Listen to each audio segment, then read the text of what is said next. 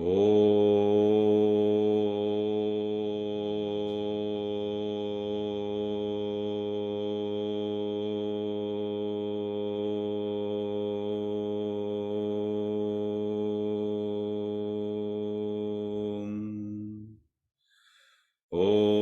Bhadram Karne Vishvrunuyama Devaha Bhadram Pashye Makshabhiryachatraha Sthirairangai Shtushtuvagum Sastanubihi Vyashema Devahitanyadayuhu Om Shanti Shanti Shanti. Om, O gods, may we hear with our ears what is auspicious. O ye adorable ones, may we see with our eyes what is auspicious. May we sing praises to ye and enjoy with strong limbs and body the life allotted to us by the gods. Om, peace, peace, peace. O Rama, sometimes I meditate on you as the whole and on myself as the part. Sometimes I feel that you are the master and I am the servant.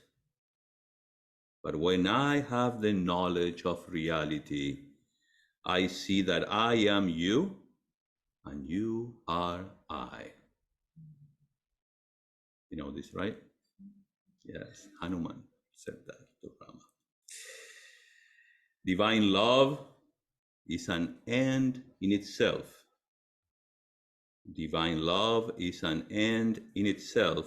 It exists potentially in all human hearts, but in the case of bound creatures, it is misdirected to earthly objects. Good morning, everyone. Good morning, Swamiji. Thank you for having me. Good to see you. Sorry for coming here. That's okay. Most of you know me. I'm from San Diego Monastery. That's my center. We belong to the same society, the Vedanta Society of Southern California, but my venue is Krishna Monastery. So today's topic, I like it a lot. God is love. And yes, we heard about it in the Bible, John 4:8. We find whosoever does not love does not know God, because God is love. These two words, God and love, together is a very explosive formula. These two words are inexpressible. They are very difficult to define. You know why? It's a matter of experience. Just like a spiritual life. It's a matter of experience. So, somebody told me, well, are you going to talk about God and love? That's very corny, Swami. It's kind of like cliche, you know. Well, I don't think so. I tell you why. In our scriptures, Vivekananda comments on this. Vivekananda says, pure existence, knowledge, and love is the goal. Because love is God.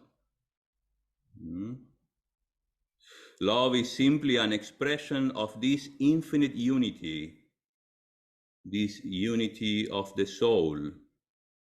Love is not just a feeling, but a spiritual force. It's our own nature, Ananda. So let's talk about love. Love is an essential part of the human experience. Love is one of the most powerful emotions that humans can experience. It is often seen as the foundation of all relationships. Thomas Merton says, love is the only force capable of transforming an enemy into a friend. Love is the only power capable of breaking down the walls that divide us from one another. Love is the only power capable of bringing peace to a world at war.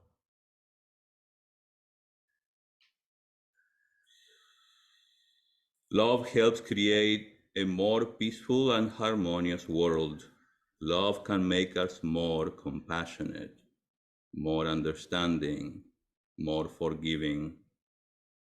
Love is the most powerful force in the universe. It's the force. We hear that all the time in Star Wars.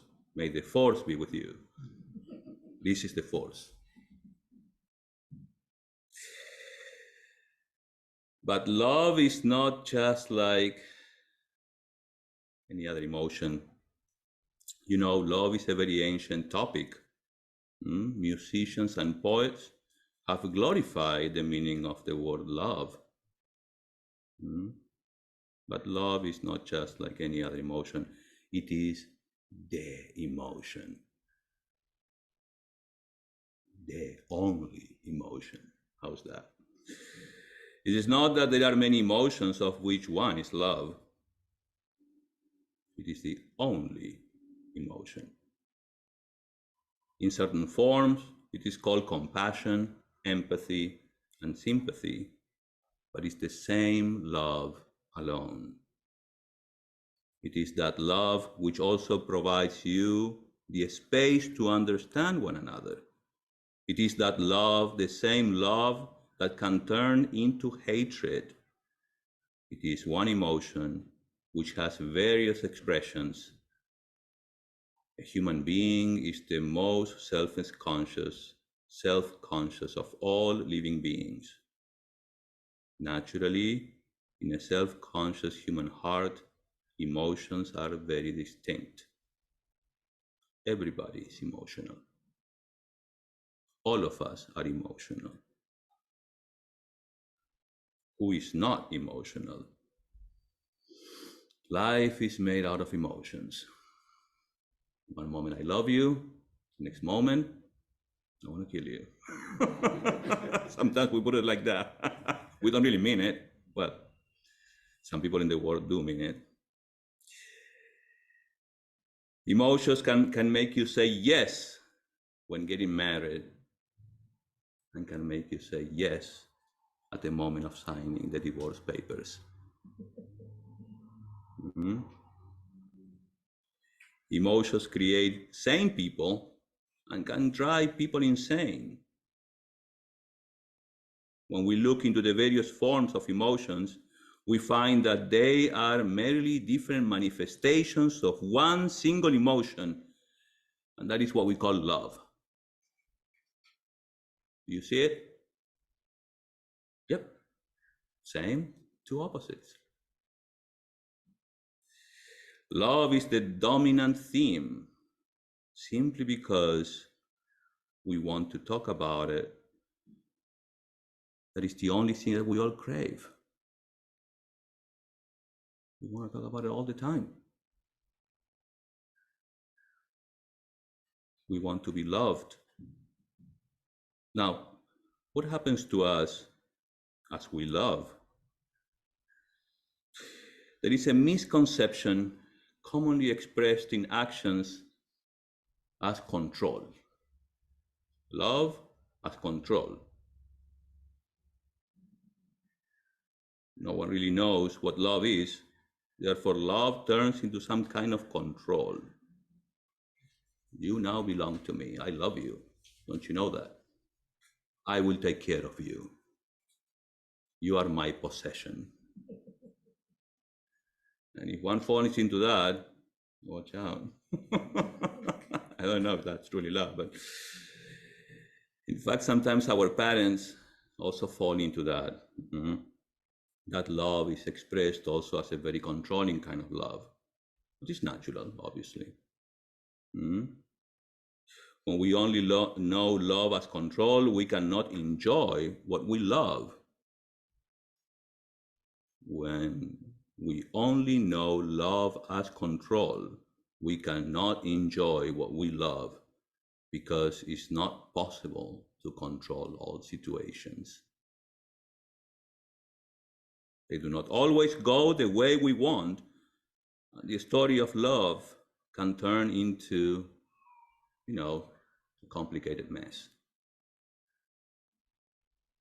Every tragedy is an unassimilated love, misunderstood love, and obsessive love.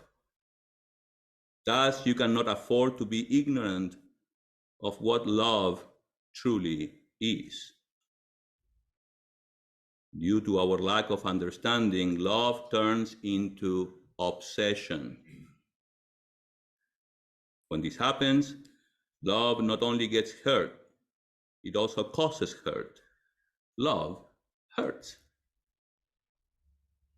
When I cannot control the object of my love, I begin to dislike the very object that I profess to love. In extreme cases, you can destroy that which you, quote, love. Love is now hatred. What do you mean, Swami? It sounds like kind of like a soap opera. The main theme of a television show, but there is not such a thing as hatred. It is only unfulfilled love, just like jealousy. When someone gets the thing that you love, when someone gets the thing that you want, you become jealous. Anger also is love. When your love for something is frustrated or denied, you are hurt and there is pain. Pain manifests as anger. There is already anger inside all of us, though. It requires a trigger, someone to touch the right button, and there is an outburst. We need to be aware of ourselves. We need an insight into our inner world. This powerful force we call love, how it manifests in our psyche and in our actions. Therefore, love is not the ordinary topic that we usually understand it to be. It's very deep and complicated. Our scriptures, the Brihadaranyaka Upanishad, particularly discusses the topic of love. Vedanta discusses the topic of love. None, O dear, loves the husband for the husband's sake, but for the self that is in the husband. Capital self. None, O dear, ever loves the wife for the wife's sake, but for the self that is in the wife. None ever loves anything else except for the self. Very sweet. This is a passage from the Brihadaranyaka Upanishad, chapter number 4, and takes place in a conversation between Yajnavalkya and his wife Maitreyi, where he reveals to her the secrets behind love and the self. Love is of three types, depending on how it manifests. The highest, the intermediate or medium, and the lowest. The first direction of love is towards oneself. This is very important.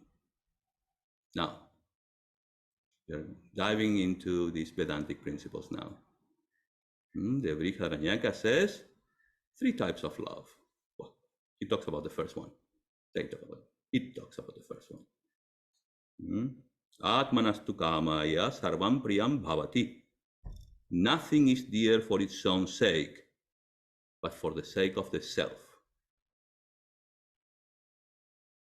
Nobody loves anything for its own sake. All love is love of the self in the pure spiritual sense. Therefore, oneself is the greatest object of love. Did you know that? Oneself is the greatest object of love. Oneself is what we love the most. It's not that you love your wife, you love yourself.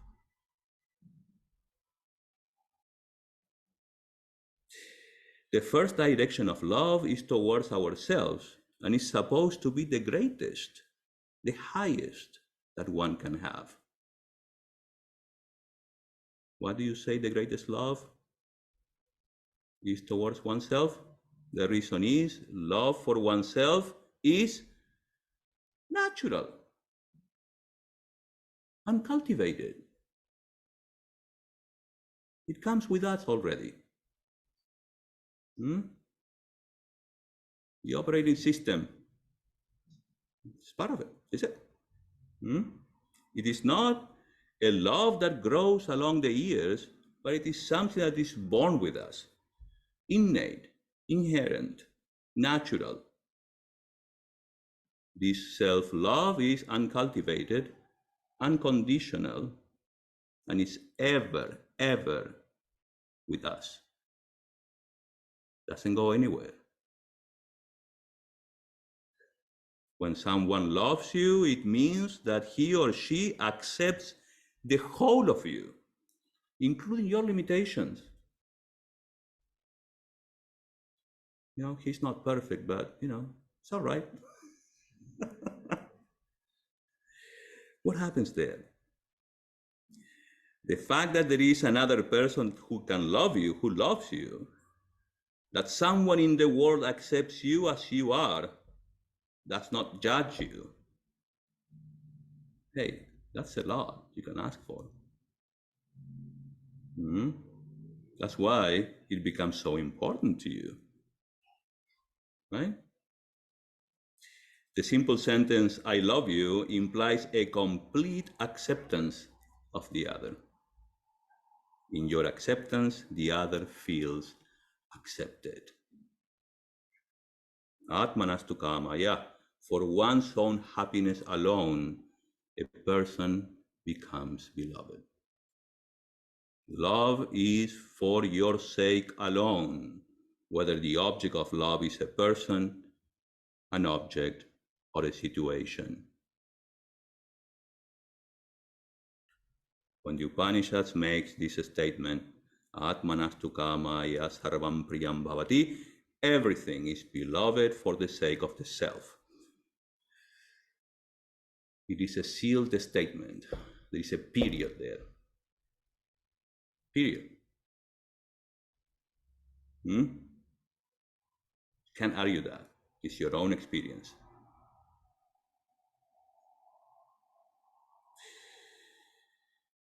When someone says, I love you, you accept yourself for the time being through the eyes of the other, because he or she totally accepts you.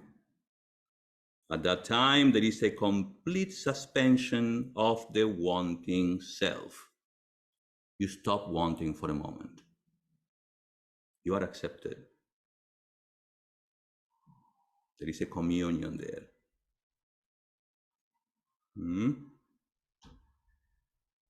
You forget yourself in the eyes of somebody else. Yes, it's a self-centered love. And it's natural in all of us. Love for oneself is uncultivated, unnatural. Now, the second type of love. What is that thing we love the most, a part of ourselves?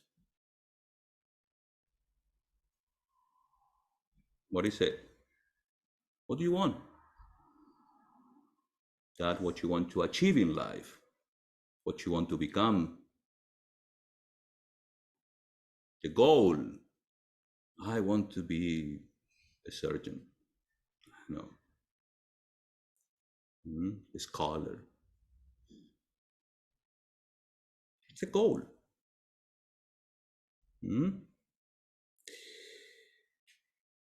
Any end, any goal that we want to accomplish or possess, we spend most of our lifetime trying to satisfy our wants and desires. We set up our journey in life working hard to achieve our goals and fulfill our desires in the form of pleasures, possessions, etc., which gives us security and comfort. Vedanta talks about this a lot. Whatever I want to possess, that I love. I want to possess this particular house because I love it. That's the word we use all the time, right? Oh, I love it. You should try this. You say something not, I love it.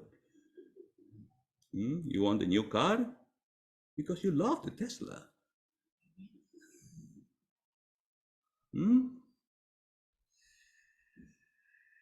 I want to marry this particular person because I love her or him.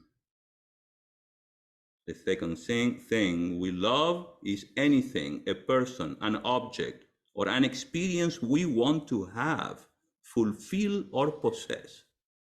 Is it clear? The second type of love is inferior. Why?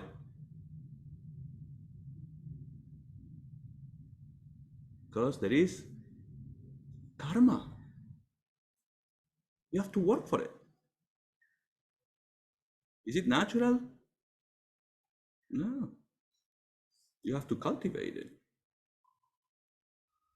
And sometimes you have to work really hard. It's inferior because my love for objects and people are not natural or intrinsic. They are not innate or inherent, but they are all cultivated in time. As I grow up, I keep on falling in love with objects, with people, because they will give me happiness and comfort. They will give me security. We crave that, security. I feel safe. In a world of fear, with you I feel safe. And therefore I love those objects. The love, the desire for an object arises because a person feels that the object will make a difference in his or her life. A desire to possess, to experience, to win, to succeed.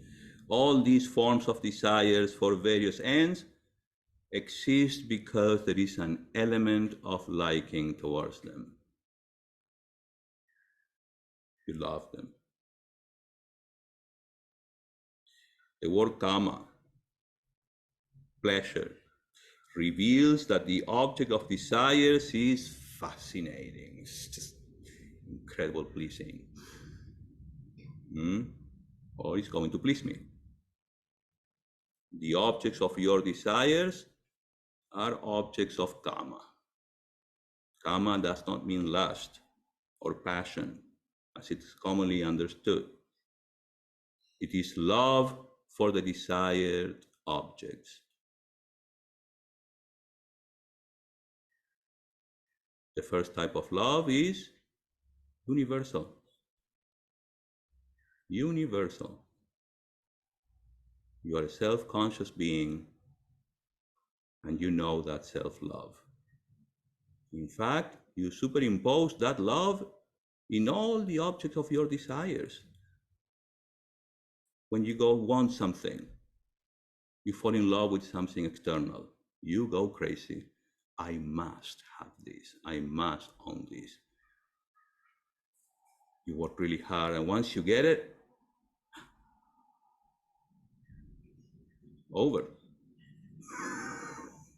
And what was that? What else? Other distractions. What else do I want? Doesn't last long, huh? But that moment, that experience, that love, when it's this connection takes place, that is coming from within you. It's not the external object. It's you yourself.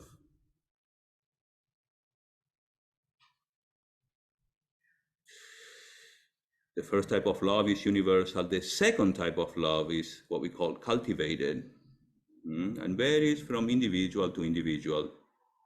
This type of love is also conditional since I love that particular object or person because it gives me security and comfort. Again, I repeat. Now, what about the third type of love? The lowest. So we got self-love. Everything is for me, mine, I, for me. And then that is superimposed in objects, situations, people, ends, goals. Now, in order to get that, what do you need? It's green. You need the money.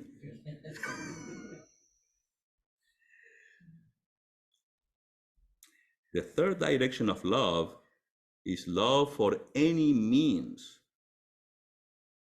by which I can achieve my goals. I want to buy a house or my favorite car.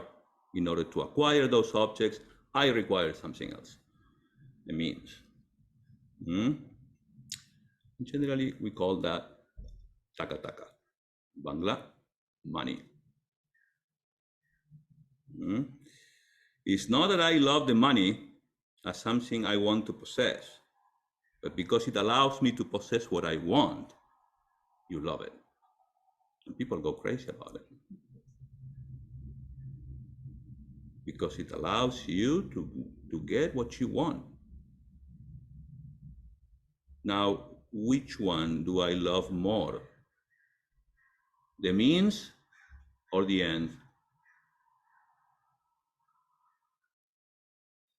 Do you love more the money? What you want to have or achieve? Everyone loves the end more than the means. There is a reason for that. Because you are willing to sacrifice that money in order to get what you want. Could be money, could be anything. Sometimes people lose their morality and sacrifice things that they shouldn't. So we are ready to give up the money for the sake of the object we love. With regards to these three types of love, Vivekananda talks about the famous, for those who are well read in Swamiji's philosophy, the triangle of love. The first angle of that triangle of love is love knows no bargaining. That means love is always for love's sake. The second angle of this triangle is that love knows no fear. Love conquers all fear. And the third angle is that love knows no rival. It's always embodied as the lover's highest ideal. Love is always the highest ideal. Speaking of the highest ideal, you ready? Let's talk about God.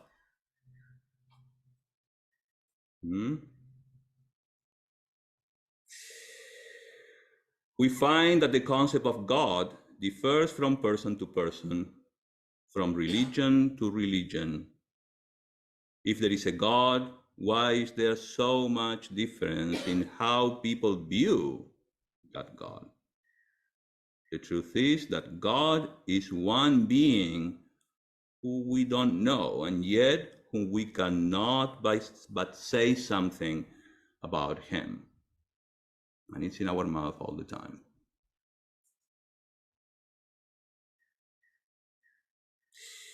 God is the creator. God is unfair. God is our savior. Thus, people have different concepts of God. Even the person who says, I don't believe in God, is only dismissing his concept of God. What do we dismiss? Conceptions or ideas of God. God is our own creation. We create him with our own minds. If you ask somebody, which God are you talking about? He will say, well, you know, the God who sits in heaven and drops down all these planets. I don't believe in that God. Because God doesn't exist. So what is that? What is this? What is nothing? There is recently, I love comedy. There is a comedian who actually told this, and it really made me laugh. So some people think nothing created the universe. He says it's the funniest guest. Why so? And then nothing people make fun of the God people. They say God doesn't exist. Well, maybe. But you know what definitely doesn't exist? Nothing.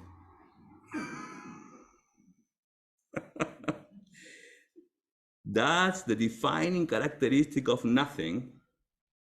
That defining characteristic is that it doesn't exist. So what are we talking about? Either you think it's God, something that you can see, touch, photograph, and science cannot prove, or you think it's nothing, something that you can't see, touch, photograph, and science cannot prove. But what do you think? We can all agree, if you are nothing, sometimes if that nothing spontaneously erupts into everything, that's a pretty good magical nothing.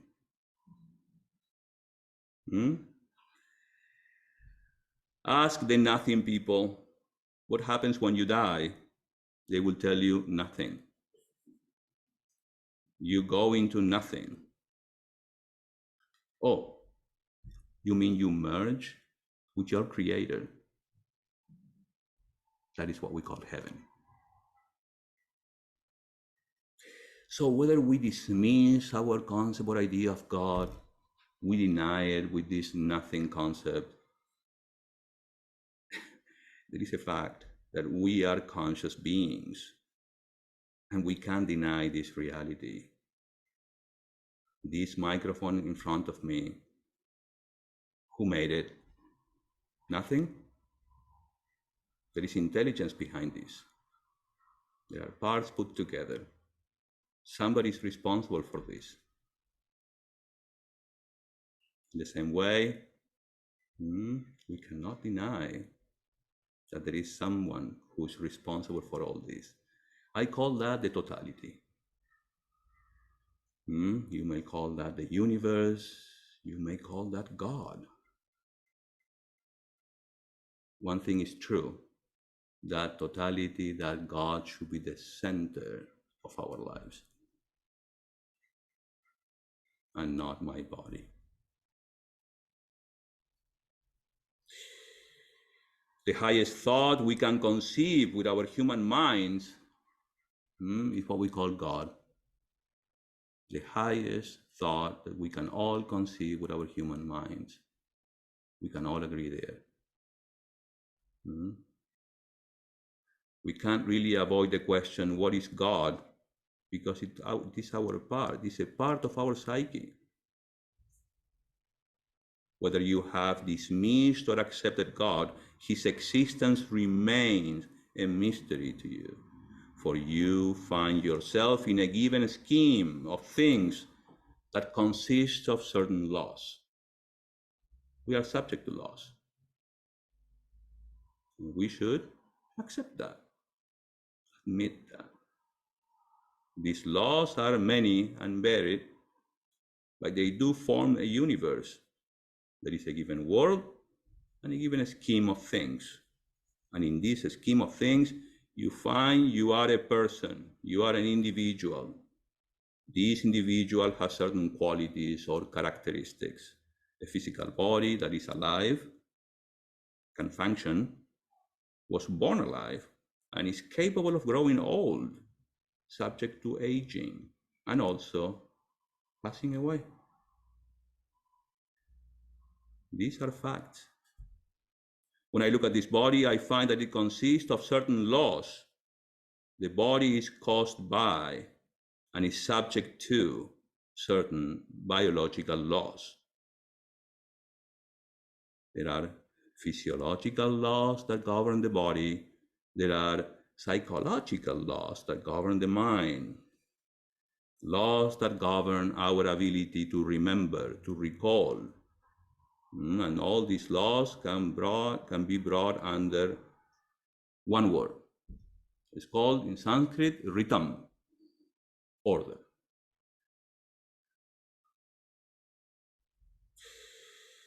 Speaking of God, I really like what Albert Camus, a French philosopher, existentialist, he says, I would rather live my life as if there is a God and die to find out there isn't, than live as if there isn't and to die to find out there is. So I am with him there. So it's our call. I rather live my life as if there is a God. There is a physical order outside, biological order, psychological order, physiological order. There is an intellectual or epistemological order also. All these constitute a huge order that is given to us. Within this order, we have certain freedom. Yeah, we do. As human beings, we are empowered with the freedom to desire, a freedom to will, which we call free will. And we have the freedom to act, we have the freedom to accomplish, which have been given to us. In this order, we have the power to know, the power to explore, to make sense, to analyze, to stop, to contemplate. We have that power. Many of us don't use it, unfortunately. What makes a human being so unique is that he is the most self-conscious among the various living organisms in this planet. This gives him the capacity to be conscious of himself and a freedom to explore, to discover, to know, to choose, to feel. See how important we are? The value of the human body, the human psyche. Basically, we can say human beings are cognitive. We call this capacity in Sanskrit, it's called jnana shakti. Not only is a human being a conscious being with the capacity to know, he is also dynamically an emotional person. He is endowed with the capacity to experience emotions, to feel, which is another shakti. called Icha Shakti. Vivekananda says, love is not just an emotion, but it's a spiritual force that can help us achieve what we call liberation or moksha. We all love freedom. There must be something about God, love, and freedom.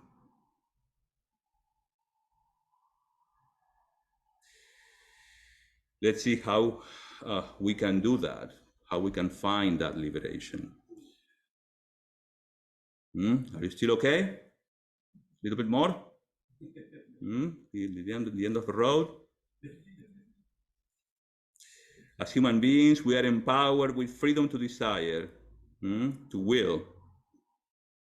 But wait a minute, Swami, aren't we supposed not to desire anything? Vedanta, we always talk about desire. Desire is the root cause of all your miseries. You know, you have to annihilate your desires and this and that. Well, we can talk about desires. That's a different topic. But there is one thing we should desire. The only thing that will make us free in our lives, where we will find all the answers, where we will find complete satisfaction, complete satiation, complete fulfillment. That one thing we should desire, because it will make us free, not dependent. What is that? Know yourself. We should desire to know God. Now, how is God introduced to our lives?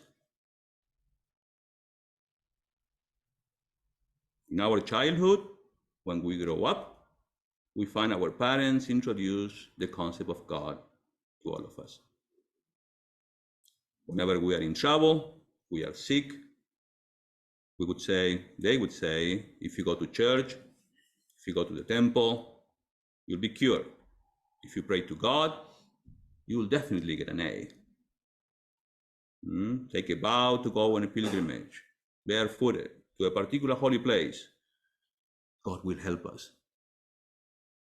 We heard that. We did it. I did it. The idea is that if you surrender to God, all your problems will vanish. What kind of love do you think this is?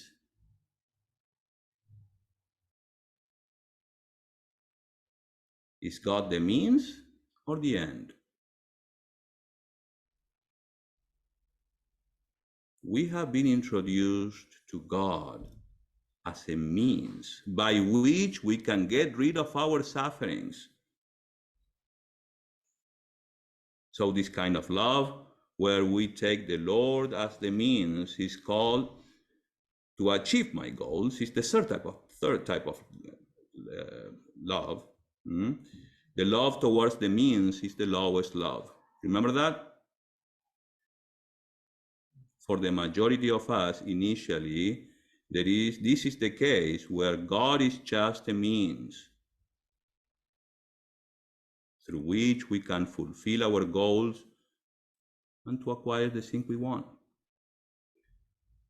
Just like we fall in love for money so that we can get what we want, many of us fall in love with the concept of God or the higher being who is going to help us either to solve a problem, to go through a difficult situation, help me go to the or to get whatever we want.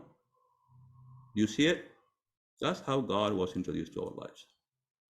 Whenever we need it, whenever we need Him, we call upon Him. Once you get what you want, goodbye. See you next time. Hopefully you won't give me the opportunity. It's too much work, to stop, to pray.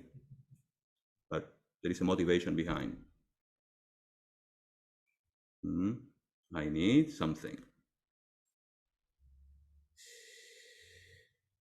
So I like to keep a transactional relationship with God. and use him as the means to acquire various ends. This is the lowest type of love. But then, as you know, life happens. We seem to learn, or at least to get tired of not finding answers in the senses. We finally decide to learn from our experiences. But we do not learn anything without effort on our part. Experience does not teach unless we actively learn from them or from it. And we all have enough experience of life. What kind of experience? The fulfillment you want. You want finding outside. You will not find it on external objects, on situations, on fulfilling your goals, unfortunately. The type of fulfillment you are craving is not there. We wish it were that easy. We usually say experience teaches, but if we had to learn only from our own experience, human civilization would not be where it is today. It is not for want of experiences that people do not know. It is because they do not learn from them. Learning comes with initiative, with a will to learn. When you make use of the opportunity to learn, it is taking initiative. Say that you take the initiative to learn and say, I'm done. You're done? Yeah, I'm done with this. I mean, I just can't continue like this. My life is going nowhere, no matter what I want, how much I struggle. Every time I get what I want, it's not enough, it's never enough. I need answers. That should be all of us. It is not through the senses, Vivekananda says, for it's never enough. That is the beginning of the end of our craving. Then we come to understand that all our goals in life were ephemeral. The biggest accomplishment in life, whether it's name or fame, a position, a status, all those things are ephemeral. Today they are here, tomorrow they will not. So we make a drastic turn in our goals and say, I don't want this type of goals anymore. Now all I want is what we call God.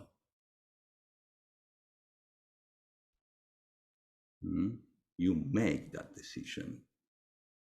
When you decide to learn and accept your experience, when you make sense of your experience. Tomorrow I have to give another talk on cultivating discipline. And I've been contemplating about this. This is what needs to be done.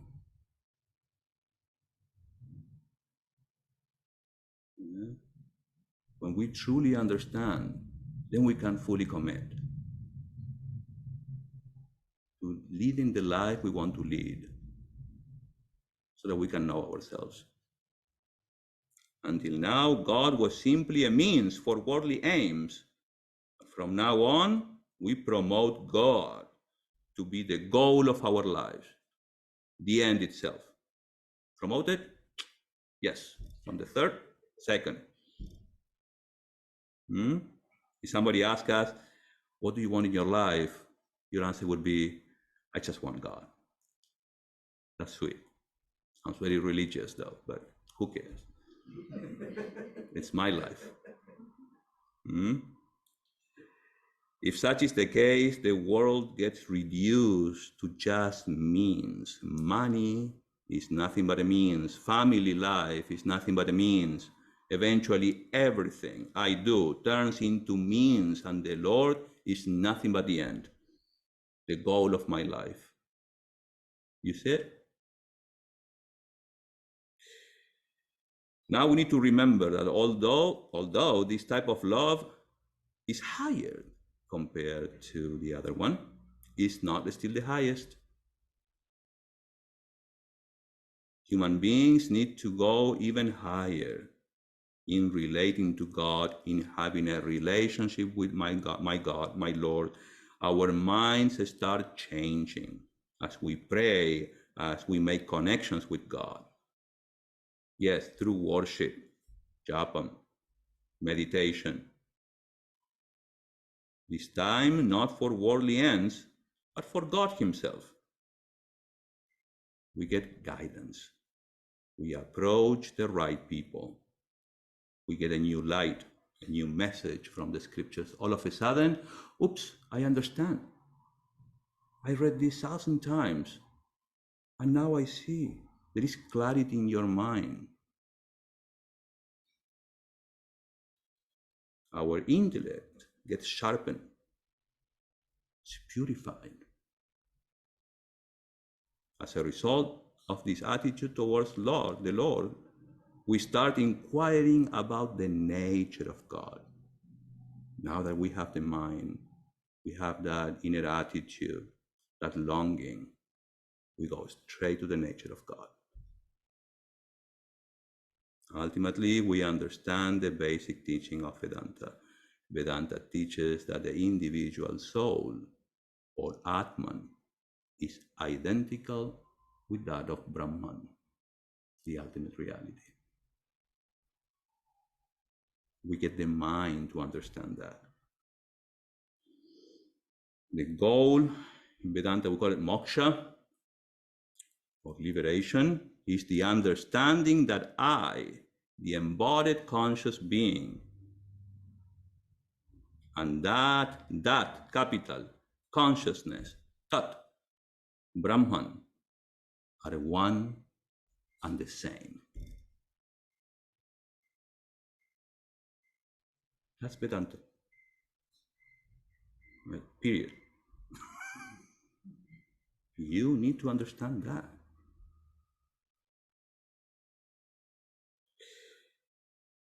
Like water in the case of the wave in the ocean. To our surprise, we find that the Lord, who we consider an end and far away from us, is no longer so. The Lord is the infinite one, all-pervading, who cannot be away from anyone, who cannot be away from ourselves. We can discover that this Lord is not even an end or my goal anymore, but the Lord is nothing but myself. We finally discovered that the Lord was with us all the time and manifested Himself as us. Manifesting as Abai, Swami, the Swami, and all of you. That manifestation needs to expand and let God manifest fully.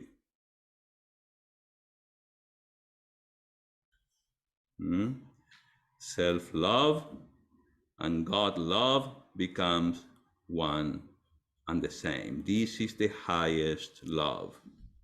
It is natural, unconditional, intrinsic, our real, true nature love. Now, let's see if we can understand this again. Verily, not for the sake of the beings, oh my dear, are the beings loved, but they are loved for the sake of the self. Verily, not for the sake of the all, my dear, is the all loved, but it is loved for the sake of the self. Verily, not for the sake of the gods, my dear, are the gods loved, but they are loved for the sake of the self. Verily, my dear Maitreyi, it is the self that should be realized, should be heard of, reflected on, and meditated upon.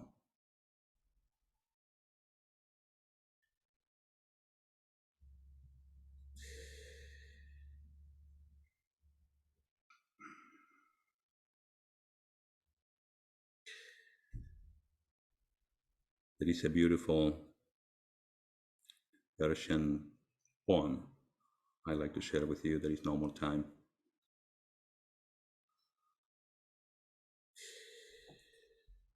This story is a Persian story of how a lover came to and knocked at the door of the beloved and was asked, "Who are you?"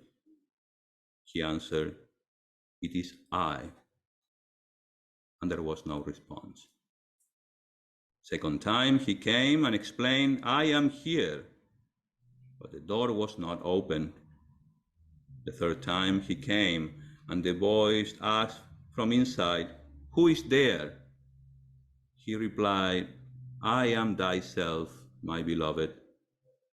And the door suddenly opened. So is the relation between God and ourselves. He is in everything. He is everything. Every man and woman is palpable, blissful, living God. A palpable, blissful, living God. Who says God is unknown? Who says he is to be searched after? We have found God eternally. We have been living in him eternally. Everywhere he is eternally known, eternally worshipped. Who is there? I am thyself, my love. And the door opened. O Rama, sometimes I meditate on you as the whole and on myself as the part. Sometimes I feel that you are the master and I am the servant. But when I have the knowledge of reality, I see that I am you and you are I. Thank you.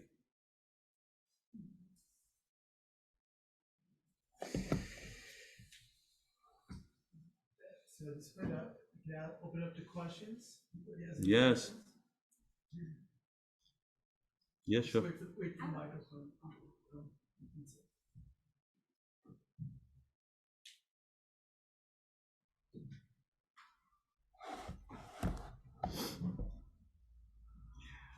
I had to cut the lecture because there was no time, so I apologize, but I think you got the idea.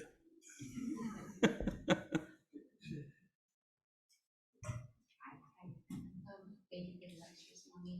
My question is, I attended a retreat about a week ago, and one of the things that I heard or learned was that there's a great silence underlying all sound, including the sound and the cessation of sound. So sound and silence, there's another silence underneath it, and that's the true silence. And could that be like compared to the love also? Like the Ananda, like there's an underlying Ananda and there's love. Well, provided that silence is permanent and is experienced as you being fulfilled, if that silence fulfills you, then it is. But there is, behind that silence, there is meaning.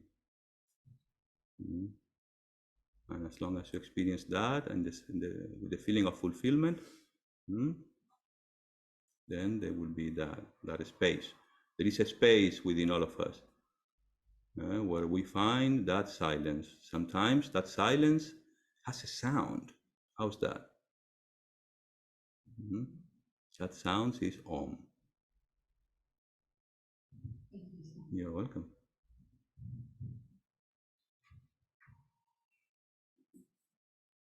Anybody else has a question?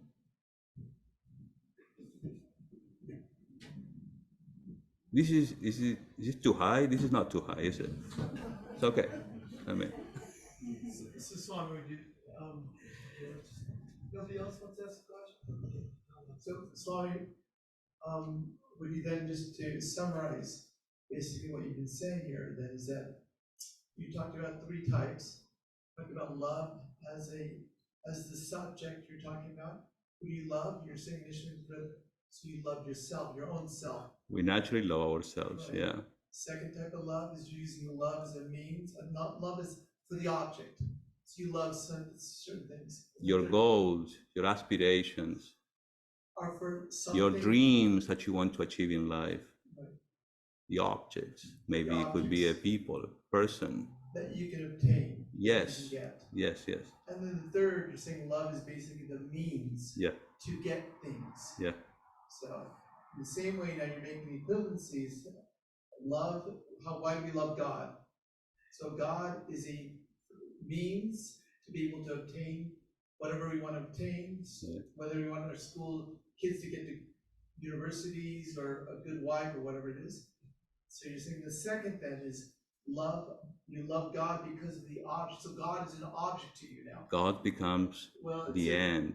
The end. Meaning here that, are you thinking of that end like say, I love God in a form, like say Krishna, or I just want to be in the presence of my beloved. So No. that's God becomes your goal, your end. Your life is the means. No, the second one we're Anything talking you about. do in life, your activities, whether you worship an image, how you relate to God is through your life. You could do it through a religion, through not being or having any kind of religion, but your life becomes a means. You pursue Right. God. Goal is the goal. God is the object of your soul. Yes. What I mean by object, I mean the object of your love. That's what I mean. Yes, yes. And you'll do whatever it takes. You would do anything. Sure, fine. But God becomes the object of your love. So that's usually when we think about someone they're in devotional love. Yeah. So we're talking about like in bhakti, you are here, God is there, and you do worship, chant mantra, feel the presence, to be close to your beloved. That's what you're seeing by the second one. Well, yes, but sometimes, we present Vedanta in these kind of boxes. Oh, here is bhakti, here is jnana, here is karma, here is concentration, meditation, or Raya Yoga, right? What is your life? Your life should be the field of your yoga, where the goal is to know yourself. Now, the means you take, the scriptures present to you different ways of doing it, which in Hinduism is so rich. Hindu mind is so amazing. See, these Hindus, they gave us this spiritual heritage, where we have all these tools in front of us. What do? Remember the Lord. How do I remember the Lord? Just repeat his name, or it carries meaning. Offer your life to God. Well, I have to work, I can't think of God. Just put your attention on whatever you have to do. The right attitude. Whatever you do have to be done well, because it's an offering to your God. When you go to the shrine and offer an apple, are you going to offer a rotten apple or the best apple you can find in the market? In the same way, your life becomes an offering. Right. To your object, to your love. Of course. Okay. And then the first one is God is the subject. When your mind becomes purified, your intellect gets sharpened. And then you understand that self-love, which in the beginning was very egotistic and manifesting in the form of I and mine as my ego, is nothing but my reality, the only reality. It is, it was, it will be, it is permanently God himself. That is the end. Thank you, Swami. Thank you. Excellent talk. Thank you. So sometimes I take it for granted that you guys can follow me, but thank you for doing this, because otherwise I take it for granted that you follow me completely. No, it's good. It's good. Very good. Ultimately, the goal is to transform or obliterate the love of self and replace it totally with the love of God. You can't see. God and Vedanta is a matter of understanding. You see, we can grasp with our minds and our intellect that you just heard all this. You are able to grasp it. Now you're able to manifest it in your life. What you can admit, and accept is that I am a very selfish person. But I naturally love myself and love everything I consider to be mine, right? From there you start. Okay, I am naturally a selfish being. Why? Because I take myself to be this. All the labels I have put upon myself. I take myself to be the body, which is the center of my universe. In fact, the universe exists because you are.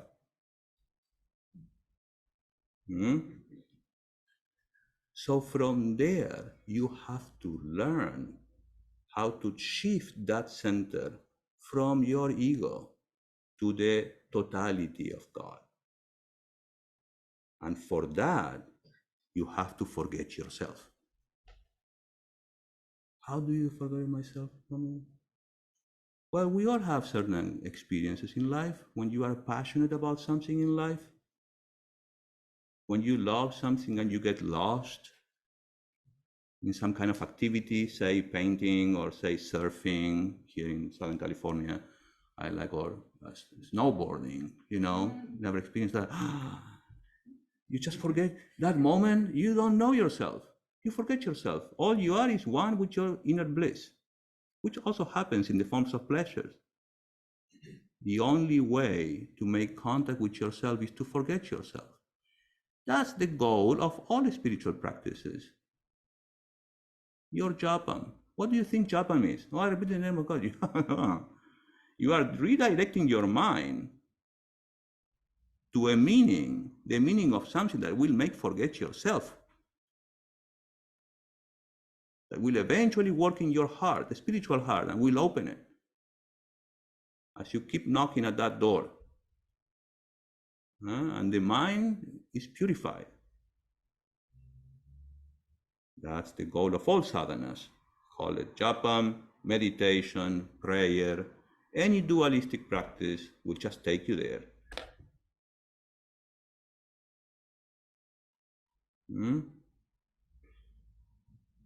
But the goal, relax.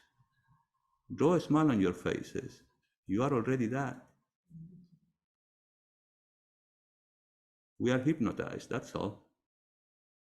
We don't seem to see it, but it's here with all of us right now, and it will never go away. It is present with us all the time. So be afraid not.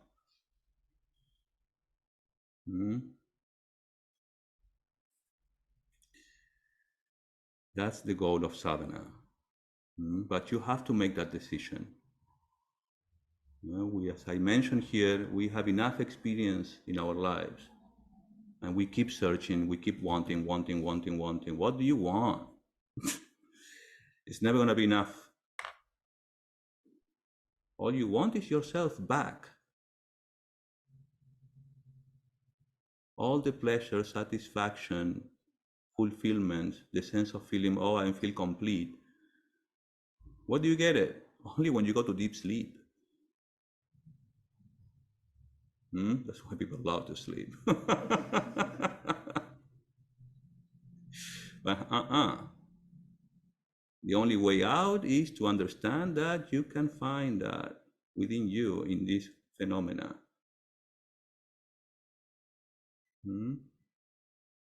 That's the goal of Vedanta. That's the message.